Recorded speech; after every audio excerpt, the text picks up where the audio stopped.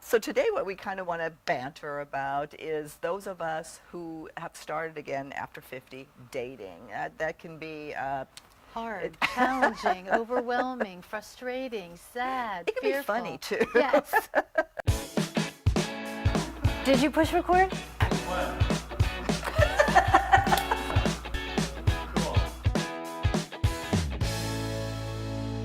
Thank you so much for tuning in again to Our Second Act with Paige and Silka. For your second act of life. Hello, Paige. Hello, Silka. Well, we're back for our, I don't even know which segment this is now, but it's always fun to have you here and doing our bantering segments and introducing the, these important topics that we have coming up. So today what we kind of want to banter about is those of us who have started again after 50 dating. That can be hard, challenging, overwhelming, frustrating, sad, it can fearful. be funny too. Yes. But it is. It's a very frustrating time for a lot of people, especially if they haven't dated for a long time. And what we hear, and what you hear, of course, is that we tend to do the same thing over and over and over again. And a lot of that goes back to childhood traumas, other trauma, baggage that we bring into new relationships and while we're dating. How do we recognize that? How do we deal with that, Paige?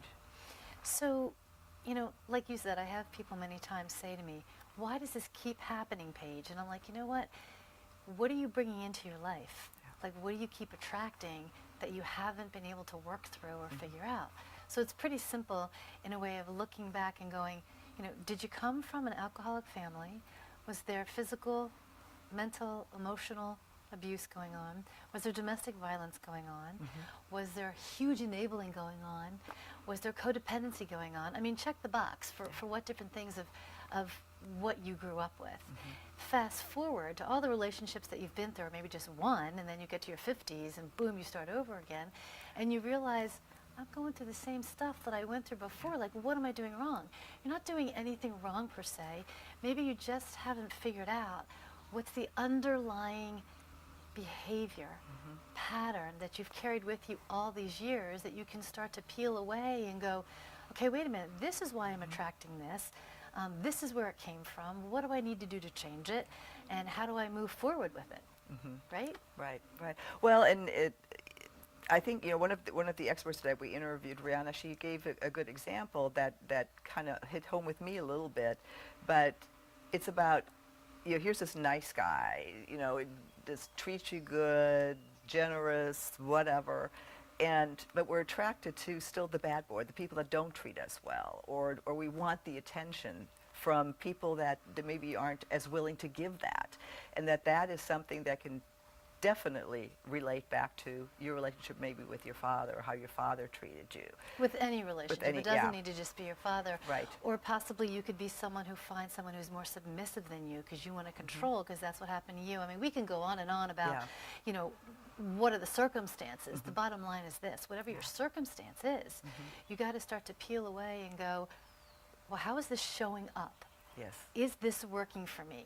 And then once you identify, what do I do with it?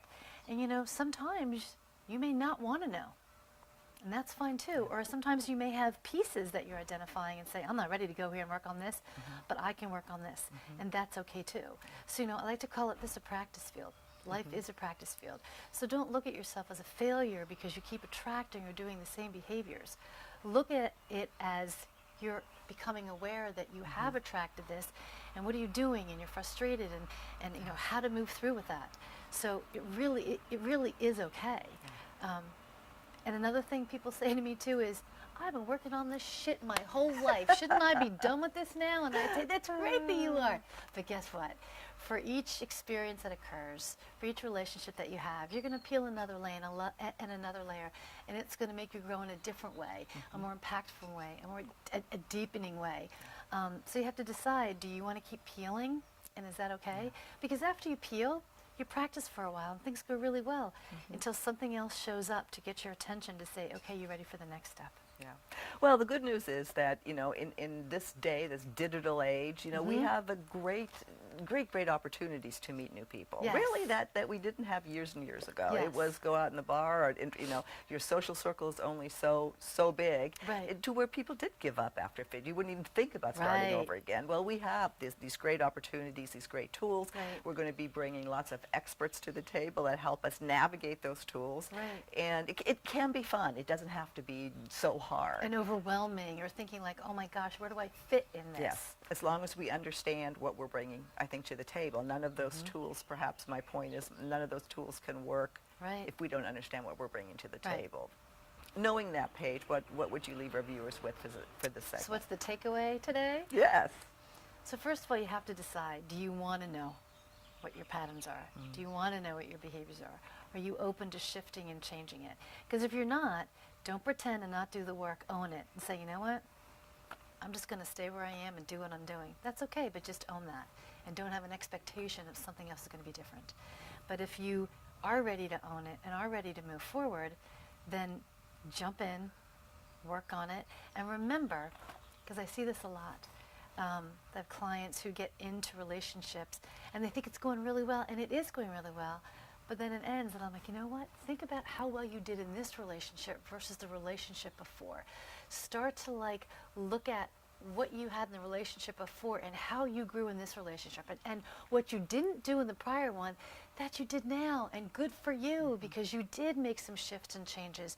And a lot of times too, I have what's called the transitional person, the transitional relationship, because maybe you got out of something, you were working on it, you have a new relationship and it's going really well. Maybe you're in it for a year, 2, 3, but it doesn't work out. And what I say, from a bigger spiritual picture, this person came in and stepped in for you so you could practice with them, so they could teach you and you could teach them, so it wasn't a failure. So it's all how you look at it. What a great point. Yeah. That's a really, really good point, Yeah. Paige. Thank you, Silke. Well, thank you, and we'll see you soon again on another episode of Our Second Act with Paige and Silke. For your second act of life. Bye.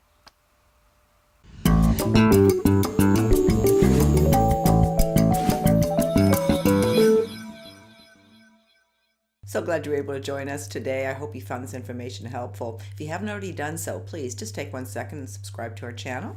Button's right over here. And for more information about living your life to the fullest after 50, come visit our website, secondact.tv. See you soon.